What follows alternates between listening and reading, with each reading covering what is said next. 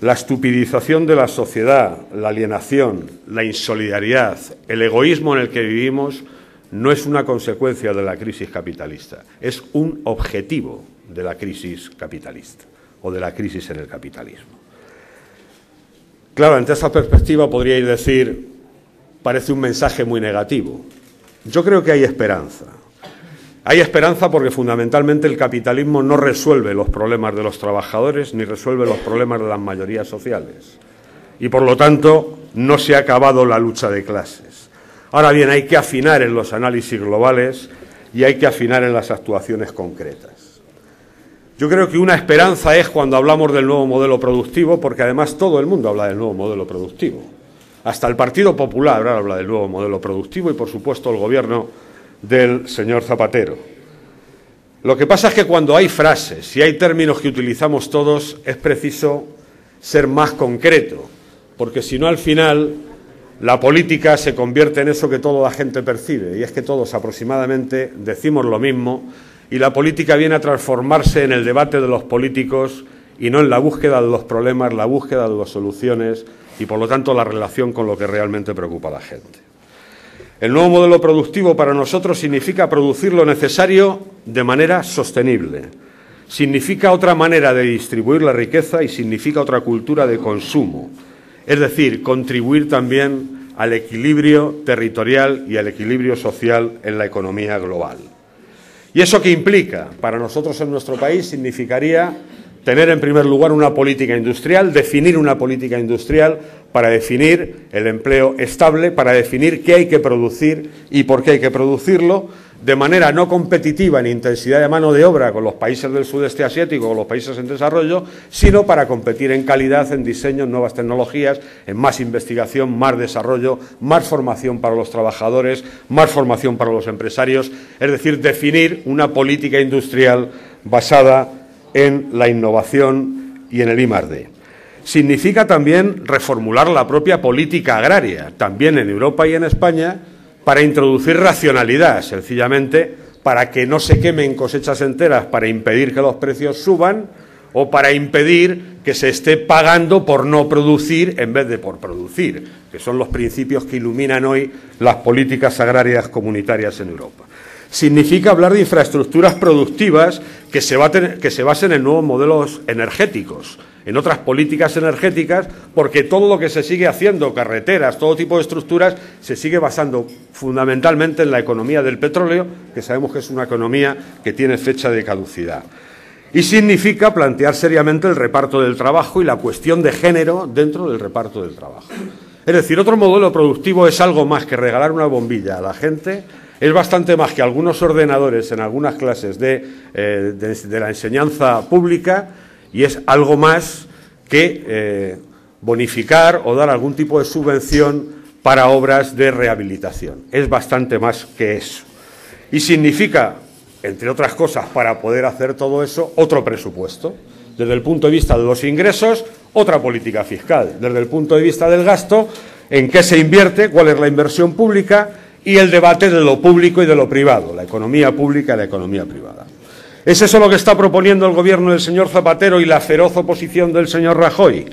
Pues no, porque lo que están proponiendo es recuperar la confianza de los mercados. Menos gasto público, menos I+D, es decir, menos imaginación y más desfachatez, que es lo que significa, en este caso concretamente, I+D. En Madrid hay 250.000 parados y 80.000 sin ningún tipo de subsidio. Y la mayoría son jóvenes y son mujeres. Vivimos en un Madrid dual donde hay barrios en los distritos más desfavorecidos que no llegan a 7.000 euros de renta por persona y año. Y tenemos barrios en Madrid, en media hablo, que está en más allá de 22.000 euros por persona y año. Es decir, vivimos en un Madrid muy desigual. Vivimos en un Madrid imposible, donde hay suelo calificado para construir 230.000 viviendas más, pero hay 150.000 vacías.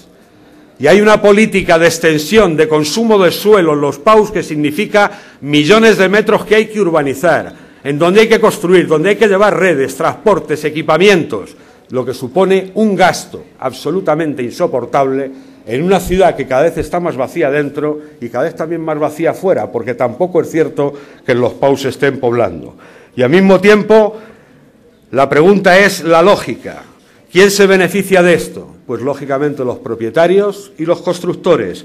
Nunca nos discutirán nuestra política de vivienda que dice que se puede utilizar el suelo público de forma y manera que en Madrid una vivienda de 70 o 80 metros no cueste más de 60 o 70.000 euros. Si es poniendo el suelo público al servicio de una política pública de vivienda, de alquiler y en compraventa, que signifique un parque público cuya titularidad tiene que seguir siendo pública independientemente de quién lo disfrute en cada momento. Usted le vendo el piso y si usted lo quiere vender pasado mañana, la Administración se lo compra otra vez con el valor del piso más el IPC. Punto, y se acabó. Y se construye un parque público que además interviene en el mercado de la vivienda, abaratando los costes y regulando los precios también de la vivienda privada. Pero estamos en donde estamos, y estamos en un Madrid sin ayuntamiento en sentido estricto, que no quiere decir que no tengan política, porque a veces se dice el ayuntamiento no tiene política, la tiene muy clara. En Madrid se puede ir al cine, se puede ir al teatro, se puede ir a grandes espectáculos, se pueden ver grandes competiciones deportivas, grandes museos, muchísimos centros comerciales y los mejores conciertos de las mejores orquestas. Lo que es más difícil es que un niño toque el violín en Villaverde, o que uno tenga una biblioteca cerca de su casa, o que sencillamente pueda nadar en un centro municipal deportivo, como pasa en Centro, 140.000 habitantes, y ni un solo polideportivo porque tiraron el mercado de la cebada. Y no se va a hacer hasta que no aparezca un operador privado y ponga los millones de euros que hacen falta para construirlo, porque nace ya privatizado. Y vivimos en una ciudad de diseño, donde el Gobierno tira sus proyectos singulares sobre la gente y la gente se tiene que apartar para que los proyectos se encajen, porque se hace Madrid desde un helicóptero en términos políticos. Y el Gobierno está empeñado en sus proyectos singulares, el Madrid-Río, la Peineta, Chamartín, y ahora el debate sobre la Gran Vía, si hay un túnel o si se peatonaliza la Gran Vía. Y la cuestión está en que si esto es un concurso para hacer propuestas originales, nosotros ya propusimos hace tiempo el hacer un aeropuerto subterráneo, que no es muy eficaz pero es muy divertido, o hacer las piscinas con arena, que son muy buenas para la musculación.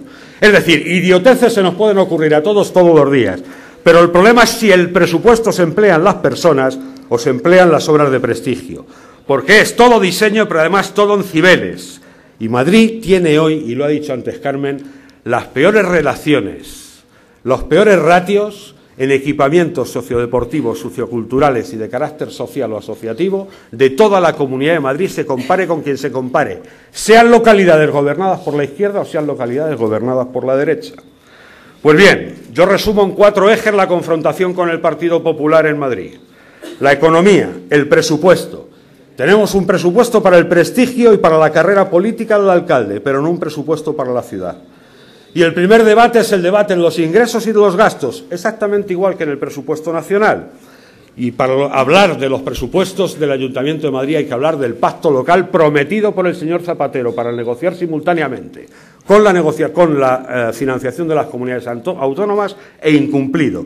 En Madrid hace falta un pacto local que acabe con los gastos impropios que suponen 1.000 millones de euros al año que gasta el Ayuntamiento de Madrid, que corresponden a políticas de la Administración del Estado y de la Comunidad de Madrid. Y desde el punto de vista del gasto está claro.